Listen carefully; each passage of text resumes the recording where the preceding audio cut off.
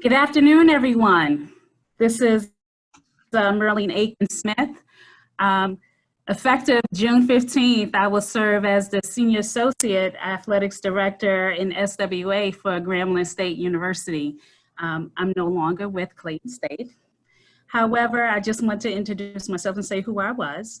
Today we have a great panel detailing down but not out, navigating employment transitions. The panel, Kevin Anderson.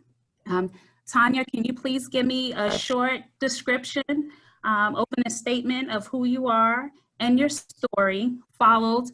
Kevin, can you please do the same as well?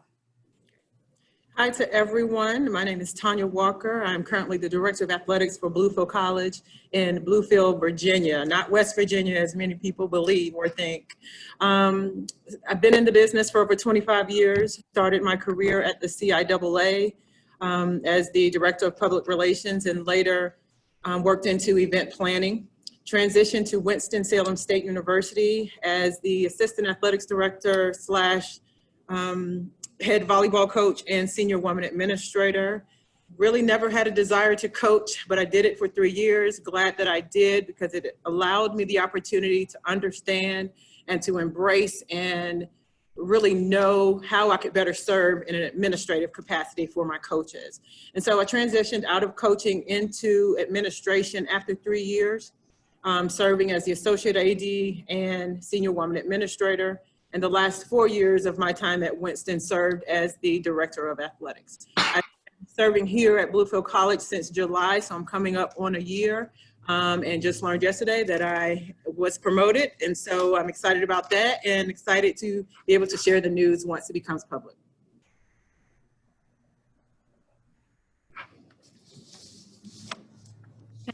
Can you please provide us with an opening statement and tell us a little bit about your story? Good morning, everybody, particularly on the West Coast, and good afternoon for those in the other parts of the United States. I'm working and doing many different things now. One of the things that I'm doing and I have a true passion for now is working with my church and various churches in the Los Angeles area, doing things with homeless people, with food banks, and working with young people as well. Also working with car sports as an associate and doing some consulting for them, and also EduCore, who provides services for athletes and entertainers on wealth and financial management.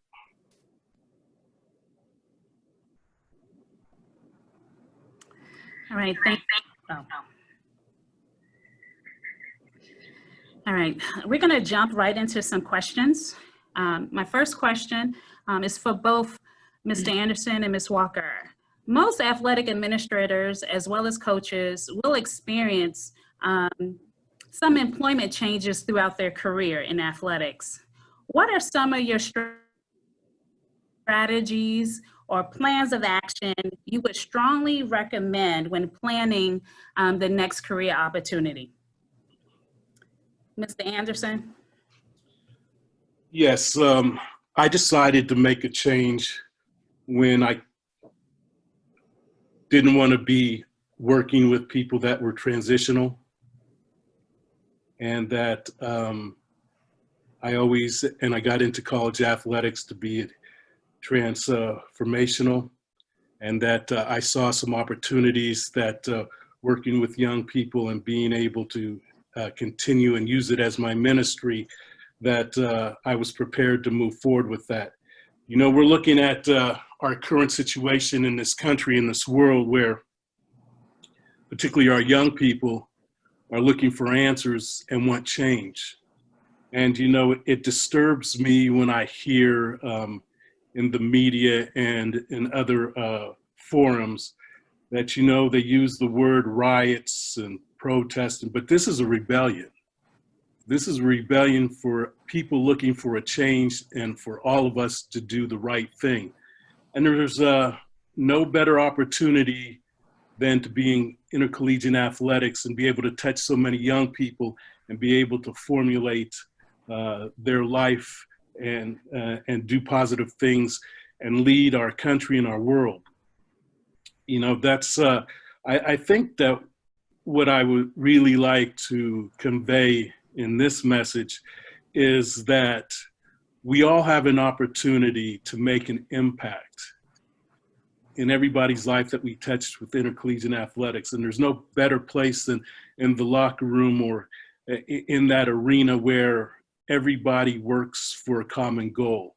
You have to accept the differences, work through the differences to become one and be able to see what the right thing is to do and to be competitive and to win for those situations. And that's what I've been able to do in this transition. But, you know, being transformational is, I believe, all of our ministry.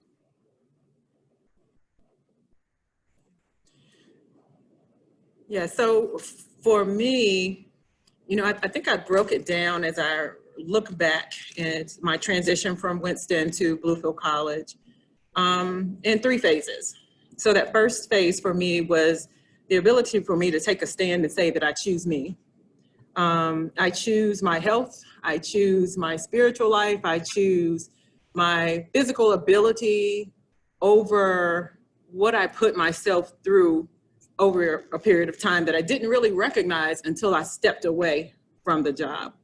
When I say I choose me, and looking at all that I had accomplished and looking at all that I had, how my body took on so much during that time, while it looked good from the outside, but it wasn't good to me. So suffering high blood pressure issues, suffering weight gain, on the brink of diabetes, having a heart procedure, stressed to the max, wasn't good to me, wasn't good for me. So that was my first step, is just to step away and do Tonia. And so when people would ask, so what's up, what are you doing? I'm doing me. And for so long, didn't do that. So that would be my first suggestion to anyone, is to always listen to your body, to take care of yourself, to try to de-stress as much as possible, because stress will kill you. And that's honest. And mental health is real. And so many of us as a people don't really believe or act on the need to care for our mental health, just as we do our physical body. So if you broke your ankle today, you'd be going straight to the hospital, straight to a doctor. But we withstand so much mentally, and the first thing we say is, oh, I'm okay. Oh, I got it. No, I'm not going to see anyone. But it's okay sitting on someone's couch. It really, really is. Secondly, I would say enjoy the journey, because life is just that, it's a journey. And my time away initially, you know, I was on the phone 3-4 days after my last day at Winston with someone assisting me with putting my resume together so that I could start this process together. And I'm so thankful that she pushed me back to say, let me call you back in a month, because you're not ready for this process. In my mind, I thought that I was. I'm out of one and off to seek the next. But were it not for her, I don't know what would have happened, because I would have rushed into a decision and I would have done more detriment and harm to my body and to mentally. And so taking that time and really thinking back through what it is, thinking towards what it is that you're looking to do, how can I best take care of myself? How can I find myself? How can I reinvent myself? And really fall in love with what I do all over again. During this time that was away, for me, I feel that it was divinely orchestrated. My father suffers from a mental illness. And so that time away allowed me to spend lots of time with him in South Carolina. What do we typically do is we typically put work first and other things first. Is, oh, I can't go. Oh, I can't be there. I have a game. I have to do X, Y, Z. I have a conference. I have to speak. But this allowed me to really tune into what's important. And it was my family. And so I was able to share that time with my dad when he was going through a bipolar episode. And we really learned and really learned what it was that was going on, and to serve him in that kind of support. And I'm so grateful for that time. enjoying the journey also means finding your peace, and it's nothing like peace. And so stepping away from the stresses of the job, from the day to day, from the grind, and really tuning into what's important was eye-opening for me. And so, you know, more than money, more than accomplishments, my peace means so much more to me, and I can really tune into and acknowledge that now. It also gave me a time to explore. So was it athletics that I wanted to remain? Was it an athletic director that I wanted to continue to walk in that, in those footsteps? But it allowed me to try some things from an entrepreneurial standpoint. It allowed me to look at some things very differently, but my calling was for athletics administration, and that's where I decided to continue on. And then the last thing would be an opportunity to focus on my job search and find the next job that was a right fit for me, that job that gave me peace, that job that would allow me to, it would be a concentrated effort that would allow me to focus on what I was looking for while giving me growth opportunities still, and allowing me to continue to mentor and encourage and to build a program. And so this is where I landed. So those are some things that my keys to success, or my keys, or the way that I navigated the space that have worked for me. And so I'm glad to share those with you. Mr. Anderson, what prepared you for your next opportunity? You know, I was listening to Greg Brown earlier, and he referred to this, and I can definitely relate to this, is that my faith and believing in what the good news talks to us about and shows us each and every day. And without that, it might have been difficult. But, you know, I was able to rely on the belief of what the good Lord has promised us, and been able to move on. You know, a lot of people have asked me, and I really have never addressed why I left the University of Maryland.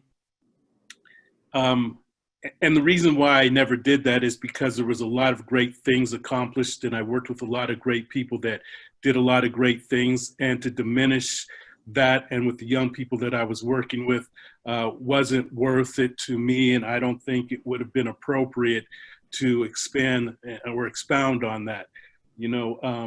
And I've been able to move on, and I could relate to what was just shared with you, is that, you know, I have my own peace now, and you know, at any point in my time, I don't think I've ever been this good with me as I am now. So, you know, I just think that one thing that I would encourage for everybody, we've got to believe in the work that we do. And, you know, if you're spiritual, if you believe and you have faith, and even if you don't, given an opportunity to work in this arena is a blessing. And that we're touching far many people than we'll ever even know. And that we all must be considered doing the right thing. And, you know, and I hope I don't offend anybody, but I'll revert back to John 10 when he talks about those of us who go through the gate and have the sheep hear our voice, and they know what our voice is, and those who don't enter the gate but go into it sideways or wherever way they do it, they're robbing and they're thieves. And one of the things that we all need to do today, particularly what we're experiencing and we're seeing each and every day, we need to be true to those people that we serve and to ourselves, and make sure that we are doing everything to encourage these young people to trust us and see that what we're trying to accomplish is for their best effort in whatever they choose to do in life. Mr. Anderson and Ms. Walker, just to piggyback off of what Mr. Anderson just said, what would be your advice to young folks in the profession when they're trying to, I guess, get into athletics? However, they see themselves being passed by so many folks. What would you recommend for them in order to get into athletics? You know, for me, I say that, you know, it's not about who you know, but it's who knows you and how. And so, you know, I could name drop all day, but if those persons do not know who I am or what I achieved to do, there's no way they could help me navigate and move to my next. I would also say share your intention. Share where you're trying to go and ask for help, identify mentors and sponsors that could assist you where you are currently and assist you with transitioning into your next. In my earlier days, I could tell you to the second what my plan was and what I thought I would be able to do. I'll share with you that when I was interviewing for the director's job at West Point, I was asked that question about, Kevin, what is your plan? And I said that, but then I said, you know, as I've grown older, I do know that it's God's plan, and that everything that I've been able to accomplish, it has been through him. And, you know, I can't question why he's put me in these positions, but he has. And I wish I could tell you that there was a specific thing that I did to be in a position and to accomplish what I've been able to. So long story short, though, after I got through with the interview, the search firm came back to me and said, you know, they appreciate that you're a man of faith in God, but they want to know what your plan is and not what God's plan is. So, you know, I discussed with them what my vision and what I would like to establish and what kind of culture that I believe that we should work in. You know, it's just a matter of finding people that believe in you. And I was fortunate enough, and, you know, there's somebody near and dear to all of our hearts, and it was Mr. Cleary. And Mr. Cleary saw something in me, and it was a certain situation that I think that he saw my passion and that I truly believed in what we were talking about, and it just resonated with him, and I've been able to be successful. And a lot of the reason is because Mike Cleary believed in who I was and what I wanted to be and what I stood for. So I believe, as Tonia said, that you have to demonstrate who you are and be true to yourself, and people, you know, respect and will understand if you're true to yourself. I see too many people now that I believe that they want to be in these positions because of title, power, and position. And I think that only goes so far, but if there's not a true commitment to the mission that we all could do to improve these young people's lives, it comes to roost, and people see through that. Thank you. My next question for you is, how did you stay relevant during your transition to your next opportunity? Tonia had mentioned that it's about who knows you, sharing your intentions, seeking sponsorships and support. How do you navigate in making that transition to the next opportunity with those using those factors, those avenues of sponsorship and assistance? Right. So, you know, if you have sponsors and mentors, you've likely maintained contact with them throughout that time. And so, you know, having those candid conversations of where you are trying to go, what you're trying to do, asking for support, asking the questions that are going to continue to groom you and prune you and prepare you for your next. Having those people around you that can have those real conversations that can be totally transparent and candid, and you can receive that in love, knowing that they are only trying to help you move to your next and to prepare you for what is coming. I believe also just networking in general, making sure that from a relevant standpoint that you are staying connected within the industry, that you are still attending your national affiliated meetings or conventions, you know, and finding a way to get there. You know, there were my sisters who, you know, I didn't have the income, but I laid on somebody's bed. They allowed me to stay with them, and I was able to attend a conference. Or my sisters saying, come, we've got you. And having those conversations, or having that shoulder to cry on, to purge, because we are human. But having those types of relationships and knowing that there are people that have a deep desire to assist you, to help, to nurture you in those low points, because we will all hit them. None of us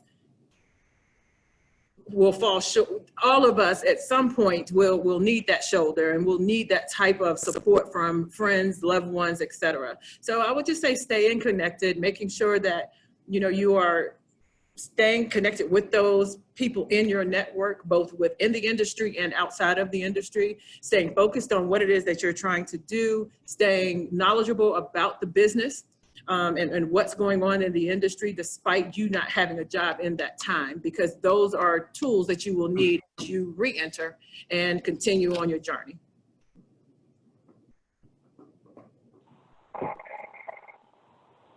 So my next question, with young folks getting into the business, they may not have the number of sponsorships or support or mentors to assist them in their next opportunity.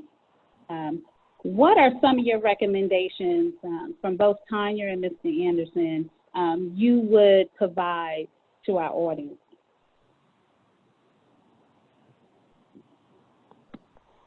Go ahead, Kevin. Everybody who's listening today, and particularly those people that are in positions that can help people, I believe should be reaching out and helping folks. I get calls too many times where people say, well, you know, I've reached out to so-and-so, or I've asked this, and they won't get return phone calls. Or, you know, I've had people say that, you know, I don't go to NACTA anymore because I don't want to be bombarded by these young people and coming up and wanting to talk to me and ask me questions. And then I look at them and I say, but you were one of them. That's how you were able to accomplish what you did. I mean, we all are indebted, and that we all should be reaching back. And, you know, I guess the current terminology is passing it forward. Well, I just know there's a lot of people that helped change my life and to put me in a direction where I have been able to be successful. And that had they not been in my life, I don't know what I would have been and what I would be doing right now, but it definitely probably wasn't going to be as constructive as it is now. So we all owe those people, and we all should be helping one another. Two things. When I was at West Point, one of the things that it resonated throughout the Corps and throughout the Army is that you never leave a fallen comrade. And then the other thing, if you go to Acts, you know, Jesus reached out to all. Very clear that he reached out to all.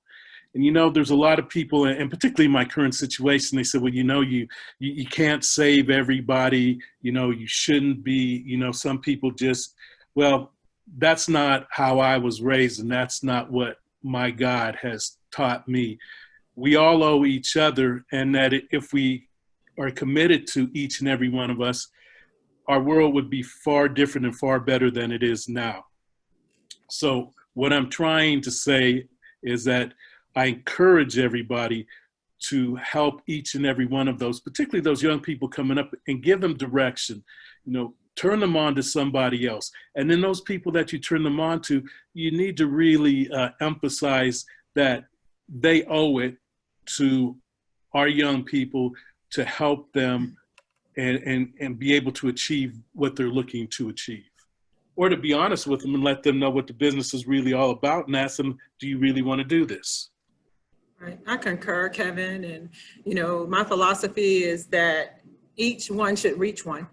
we should be reaching back and pulling someone forward and preparing someone to fill our shoes once we depart. I believe it's our due diligence and our responsibility to leave that type of legacy and preparing and helping and empowering young people to move forward in the industry. But also to the up and comers, you know, when you have opportunities to attend conventions and meetings, don't be a wallflower. You have to navigate the space and work the room. You have to shake hands. You have to make people know who you are so that your name is impressionable, so that when I meet you and I meet someone that's looking for someone or looking for someone to fill an opportunity, your name rings loud and clear so that I can then pass that name forward. So I challenge you to allow our networks to become a part of your network so that we can assist you. Tonia, that's great, and I got a great story to share. There was a young man who worked at Michigan State a long time ago, and I was walking through a lobby, and he came up and introduced himself to me, and you know, he was very bright, he was very gregarious, he just engaged me, and now he's going to be the athletic director at UCLA. And had Martin Jarman, you know, Martin introduced himself to me, and I worked with Martin and other people did. And that's, you know, what Martin had to do to get where he is now. He didn't sit back, he didn't wait, he encouraged it. He pushed it forward to put himself in a position where he did the work as well. We asked him to come and be part of us. And I mean, as we do that, we gave him some of the grunt work, and you know, he took it and he did it happily, and he did it to the best that he could, and he did a wonderful job, and he was recognized by a lot of people, and now look where Martin is. So my advice to all these young folks is that, Jay, you, as you said, Tony, you've got to reach out and you've got to be willing to put in an extra effort. It's just not going to be given to you. Absolutely. I totally agree. I was one of those individuals who had to put in some volunteer time to figure out whether or not athletics was the career choice for me. Going back to navigating disruptions in your employment in athletics, I wanted to ask each of you, what was your immediate step within minutes of departing? What did you do immediately? What was the last part of that question, Marlene? What was some of your immediate steps you took within minutes of finding out that you were no longer employed with the institution you were previously at?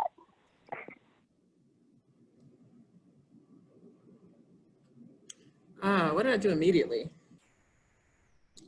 You know, I just shared that I was on the phone with Jen Fry getting my resume reworked. Actually, with someone before Jen Fry. And she looked at me through the phone as if I were crazy because she said that I wasn't ready. And so trying to jump back in it too soon was my immediate reaction. But again, so thankful for her pushing back so that I could rest. Something that we typically don't do in this business, and truly rest my mind and rest my body and replenish myself. So those are my immediate steps. Mr. Anderson?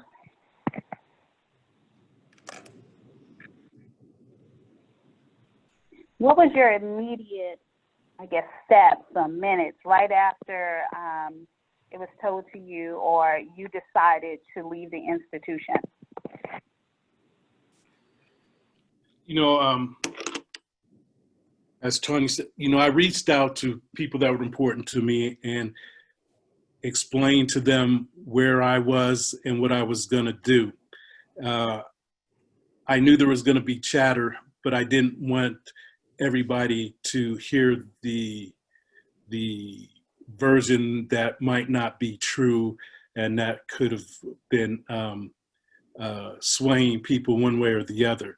That was important to me. And then the other thing is that the thing that I didn't realize is how it affected my family, and particularly my young son. And, you know, we're sitting watching a football game, and on ESPN, and the scroll goes and talked about I had been fired, which I hadn't been, but my son looked at me and said, "Why didn't you tell me?" And he was 13 or 14. And I didn't realize how much of an impact that it would have on him and my daughters. But I look at this now and I can reflect on it.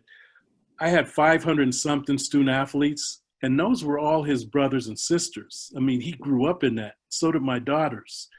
And so now they're being removed from that. And then they're hearing things about their father that other people are repeating and, you know, true or not true. And they're having to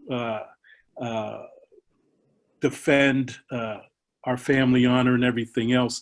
So it was more that I realized that I had to take them and put my arms around them and be a father and that parent to protect their family and, you know, my wife and everybody else. So we spent a lot of time, and I mean, if there's been many blessings, but that's probably the most, because Tonia said this earlier.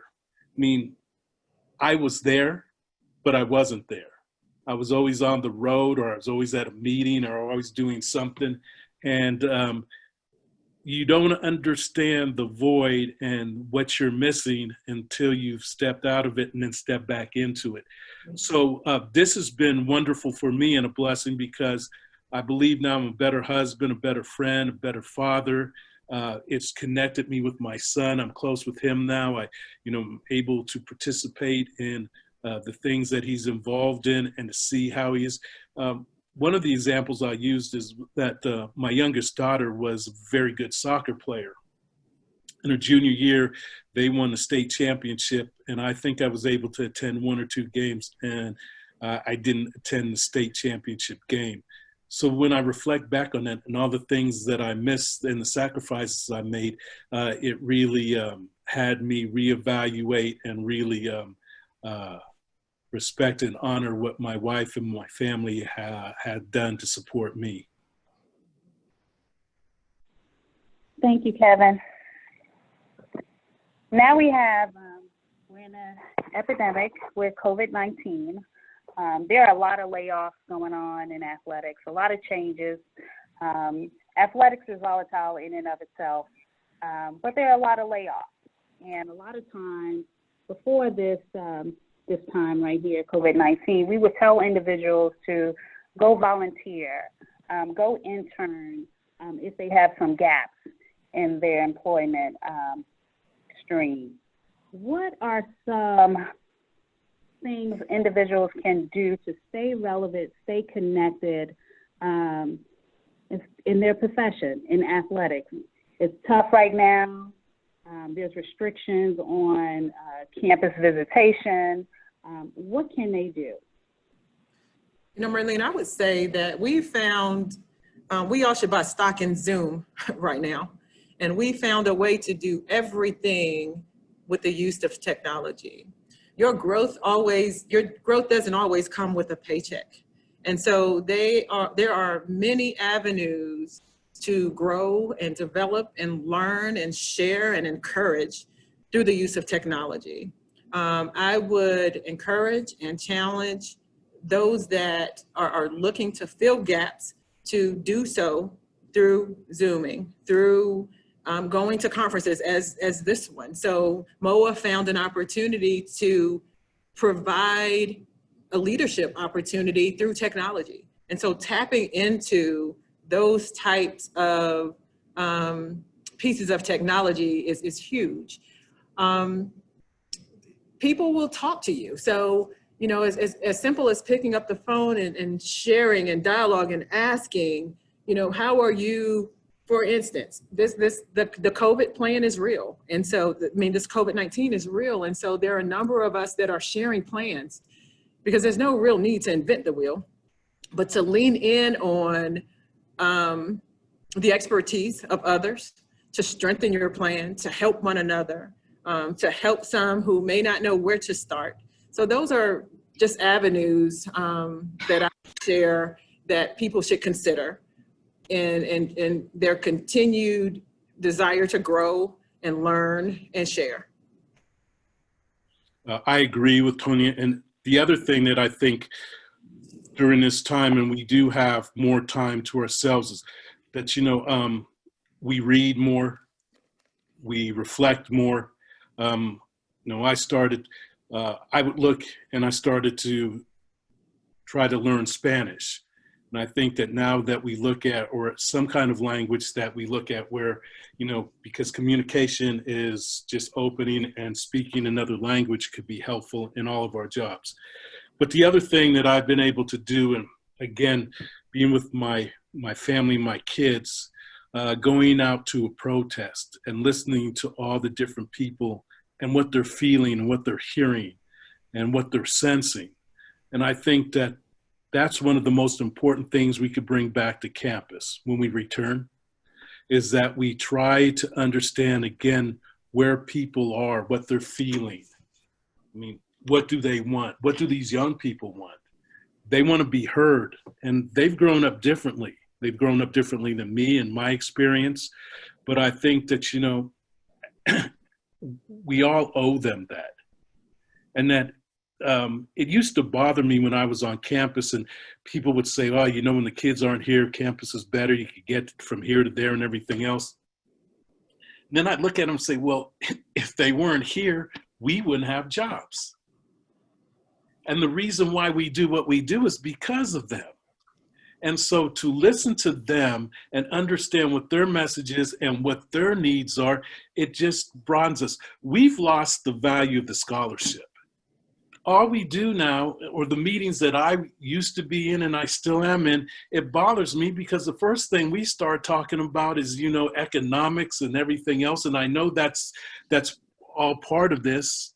But the thing is that the value of the scholarship, no one can take an education away from you. If we do our jobs the way we're supposed to do and give these young people every opportunity to graduate and take it forward, then we've been rewarded. And that's why I know a lot of us are on campus.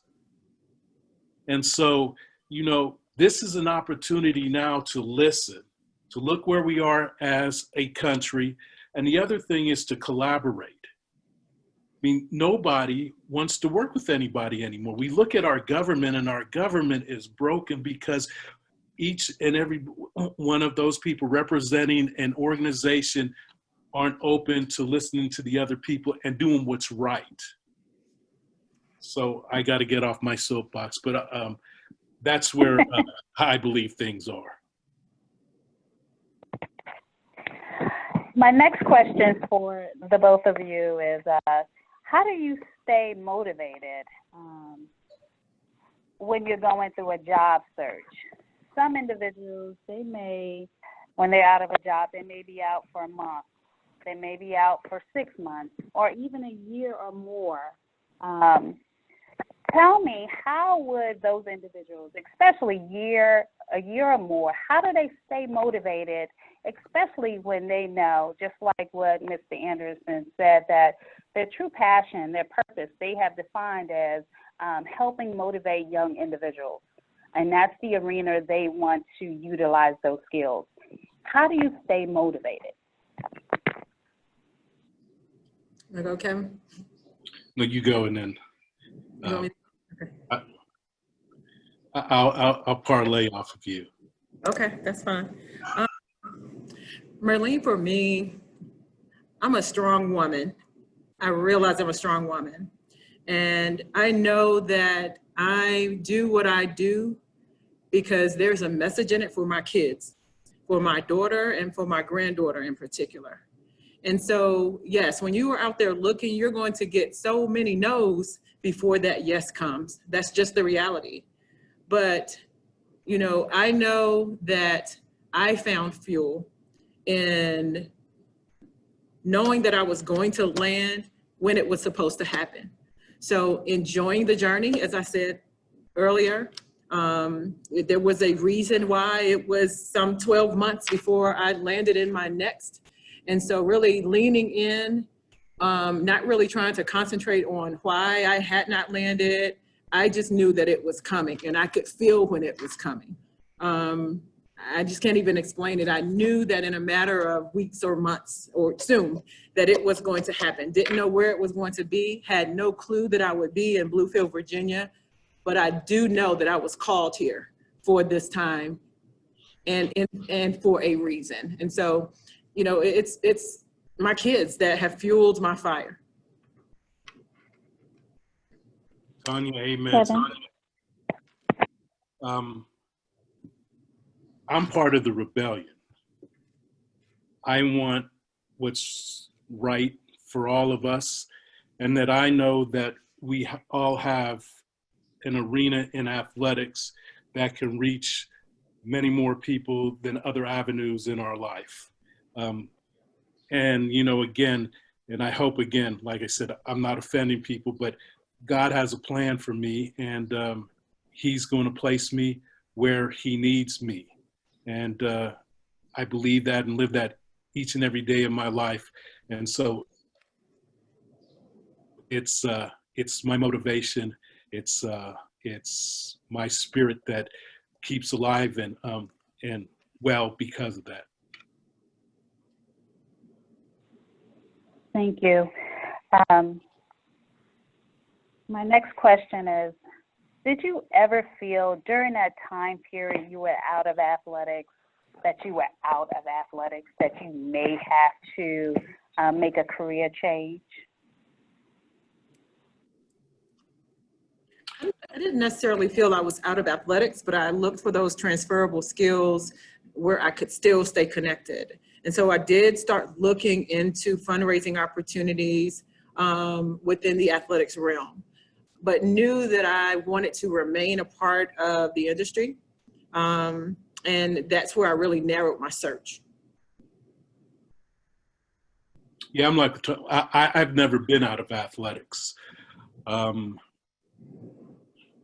I've had, you know, I'm fortunate enough, and I've worked with enough good people that we've been able to share ideas, and we've been able to work on what's good for intercollegiate athletics. And, you know, they've kept me involved, and they continue to keep me involved in that area.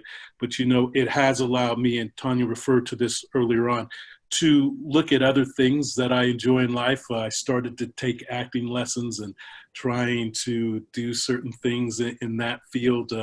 You know, it's just been wonderful that I've been able to broaden myself.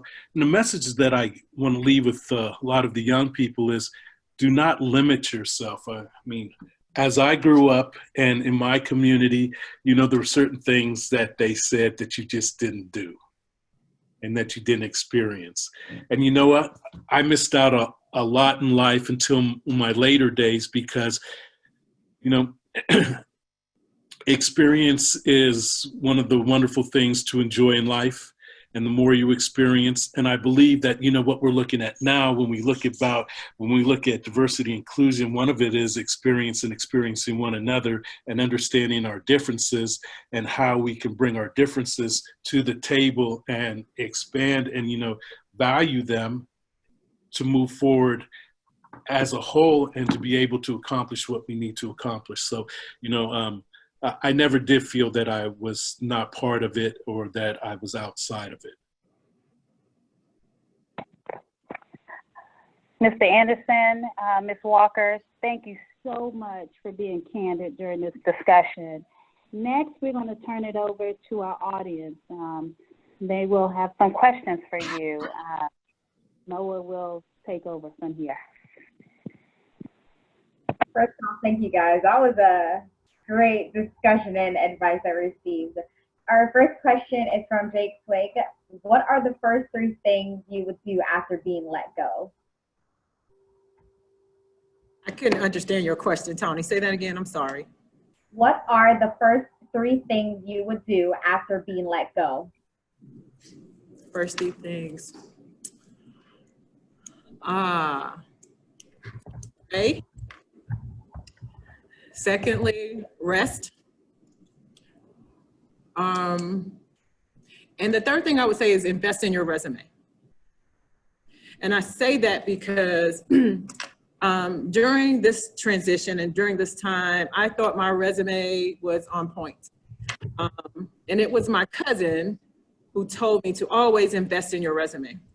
So I had my resume redone by, I called her name earlier, I can't call her name, I'm sorry. But I had my resume redone, and when I got it back, I asked her, who is this?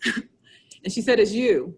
She said, because as women, we tend not to brag on ourselves, but that's the purpose of your resume. Jen Fry, I'm sorry. She flipped my resume. I didn't even recognize myself. It was all true. Everything that she put she captured everything that I had done, but she did it so eloquently and so professionally that when I first started using that resume as a part of my application package, I immediately started getting hits, and it picked up fast.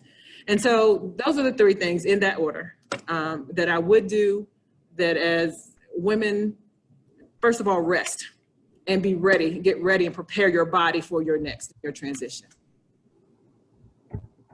Yes, I agree with that. The other thing I would suggest is that you reflect and that you have a conversation with yourself, an honest and open conversation with yourself. Realize what might have happened, what you might have done, what you might not have done, and then be real with that and move forward.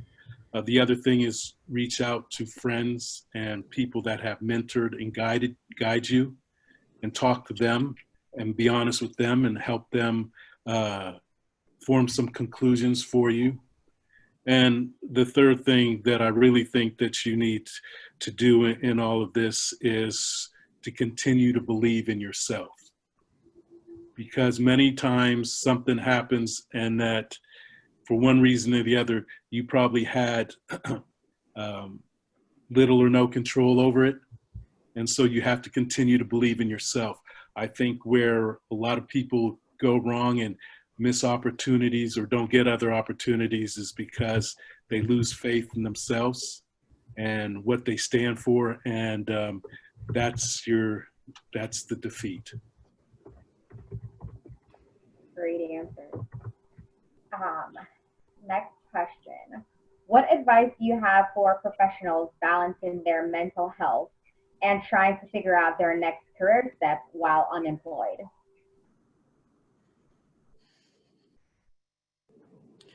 Balancing your mental health is to really check in with yourself. You know, many people believe mental health is about, bipolarism only or schizophrenia, and it's not. It could be sleep deprivation. It could be anxiety. But to really check in and talk to someone and to get real with yourself so that you can become your best self. And if diagnosed, how to deal with it. Because it doesn't mean that you stop living, because life goes on, right? So to just truly check in with and to take care of, and whether you're on medication or you have to meditate or whatever is required to be at your best self so that you can show up every day with the tools that are necessary that push you towards your success is what I would say. Yes, I agree with that. And the other thing I would recommend is that if you need to and seek professional help, if you're religious and you're people of faith, I go talk to your pastor, your minister, because you can't handle this by yourself. If you try to do it by yourself, then you're more often going to lead to even darker areas with whatever you've experienced. And so the more people that you can involve, that you trust and that you can talk to and get honest advice, I believe that's more than what you need to do to stay healthy in that aspect. Great answers. I'm loving this. Could you discuss how forgiveness has played a part in getting your peace? Yes.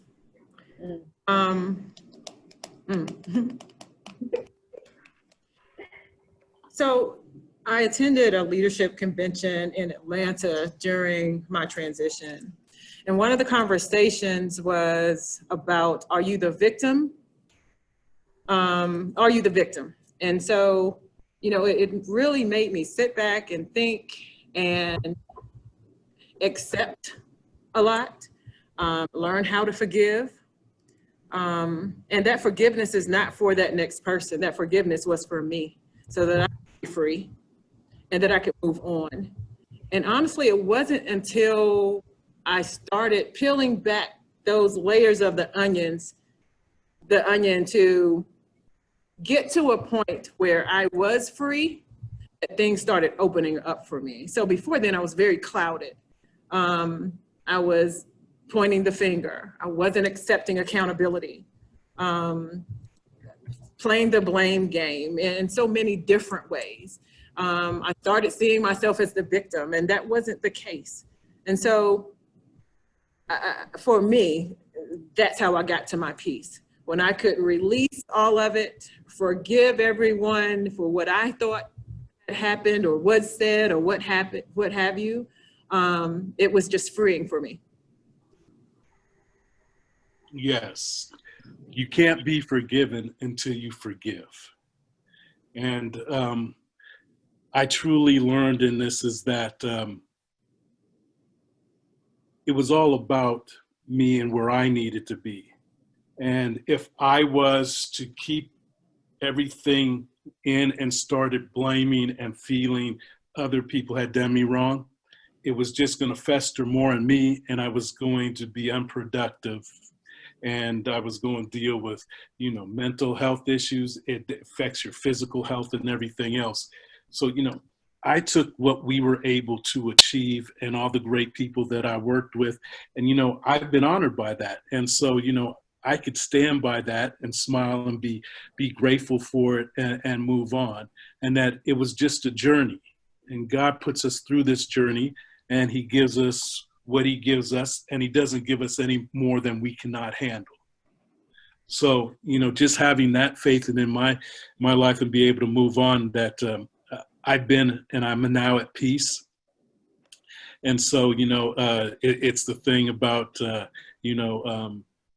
you just got to move on, and that, you have to forgive. You don't forget because you learn from experiences, but you just move on. Amen. That's a thanker. Thank you both for that. Tonia, you quoted Jen Fry and you spoke on your relationship with her. I know she's a phenomenal person. Could you elaborate on the importance of having a relationship with people in the industry now, not just a network, but a genuine relationship with someone? Oh, absolutely. When I consider a relationship, I consider it someone who is genuinely interested in your well-being and your success.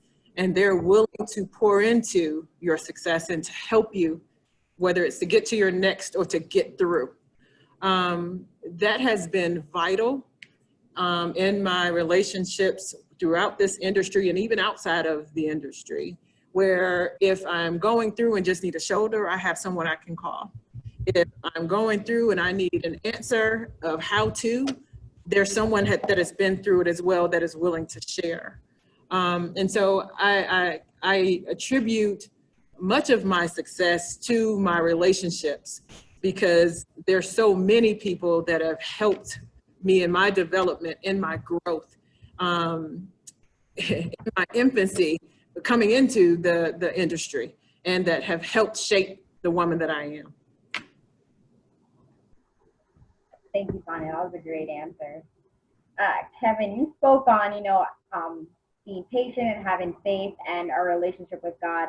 Could you give us any advice on young professionals who are struggling with their faith during this time and who are becoming impatient with God's timing?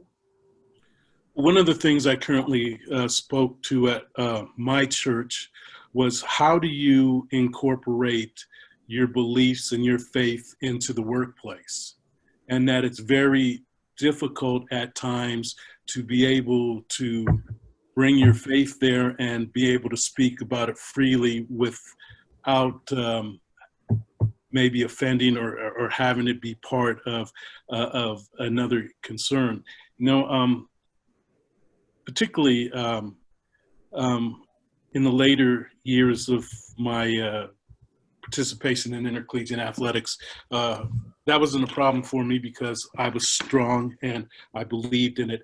But the thing that I learned, is that there was a vulnerability there. And when you place yourself in an area of vulnerability, you have to be able to understand there could be repercussions. And that, you know, being vulnerable is not being weak, but it's having some courage to step forward and do things that others might do for the benefit of others. And that, you know, a lot of times when you leave yourself vulnerable, good things might not happen. But you have to have faith in yourself, and you have to have that courage, because I believe that if more of us had that, then we would look at what's going on in intercollegiate athletics and in our world, and we could make it better because we stand for something. And that, I believe, and I was just listening to the speakers before this, that a lot of times we're in those meetings and we encounter our colleagues, and what do they stand for? Why are they there? Why am I doing this? And if we're not doing it for the right reasons, and we're not doing it for people that we serve, then, you know, there's other jobs that you could go to, work 9 to 5, and get a holiday card and be blessed. I'll leave you with this, and someone shared this with me a long time ago. I was interviewing a coach, and I said, "Coach, how do you measure your success?" And he said, "It's not the 4 or 5 years that I have these young people there, but it's after that. It's when I'm in the grocery store or at the airport, and they walk up to me and say, 'Coach, do you remember me? And this is my family, or my significant other, or my partner, and these are my kids, and this is what I'm doing now. And had it not been for what you did in that locker room and on the field and outside of that, I might not be where I'm at today.'" So that's how I measure what I've been able to do, how we've been able to impact these young people's lives and see how they benefit from the value of the scholarship. Thank you. I think we need a part 2 for this session. Final question. Often people in the industry with jobs are reluctant to speak to people outside of jobs. What's that about? It's a great question. I didn't hear the question. I'm sorry. Often people in the industry with jobs are reluctant to speak with people out of jobs. What's that about? I could share this with you, and I've experienced this with some of my friends that played in the league, and when they were retiring or they're getting out, the wives and the players kind of disassociated themselves with those people because they looked at it and said, "This will eventually be me." And it's almost like somebody who's terminally ill, and that, you know, you want to support them and God bless them, but in the back of your mind saying, "Wow, I would not want to end up like that or have that." And I think that's part of what we go through, is that, you know, when some people experience things and no longer are with us, that it brings fears in others.